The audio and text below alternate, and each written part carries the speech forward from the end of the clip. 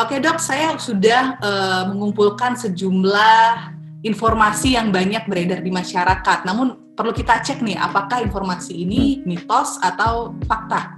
Saya akan langsung cek ke dokter ya.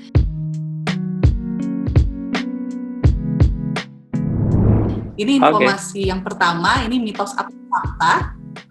Vaksin COVID-19 tidak aman karena dikembangkan dengan sangat cepat. Bukan, itu mitos.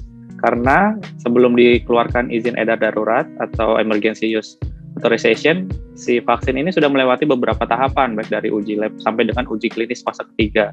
Jadi apabila belum ada data-data tersebut yang menyatakan keamanannya, surat izin edar emergency pun tidak bisa dikeluarkan. Jadi mitos ya. Nah, yang kedua dok, mitos atau fakta, bagi orang-orang yang pernah terinfeksi virus corona tidak perlu lagi menerima suntikan vaksin. Itu juga mitos.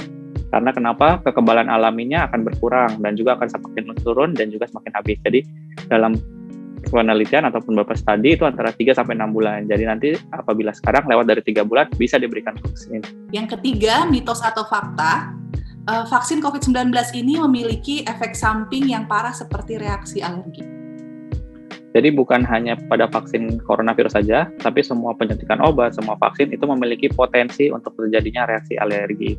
Atau kita sebutnya kejadian ikutan pasca imunisasi, mulai dari ringan sampai berat. Tapi angkanya yang berat sendiri untuk saat ini belum ada angka pasti atau tidak dilaporkan karena sangat jarang. Tapi kalau misalnya untuk alergi reaksi ringan seperti rasa pegal dan juga lainnya, itu bisa terjadi. Jadi bukan mitos, bukan fakta. Karena sangat bergantung dengan masing-masing pribadi sendiri ya, dok. Betul, iya. Nah, selanjutnya nih mitos atau fakta, dok, golongan prioritas ini boleh memilih jenis vaksin COVID-19 yang dia inginkan.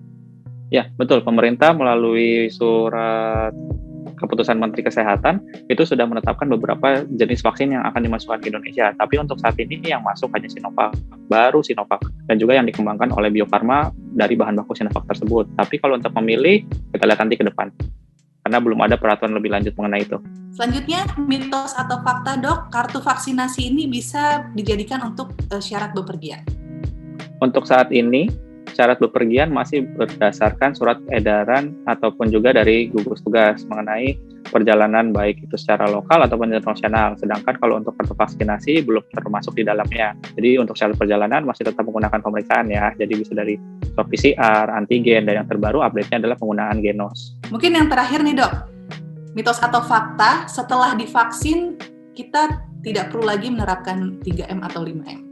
Itu sangat mitos itu ya.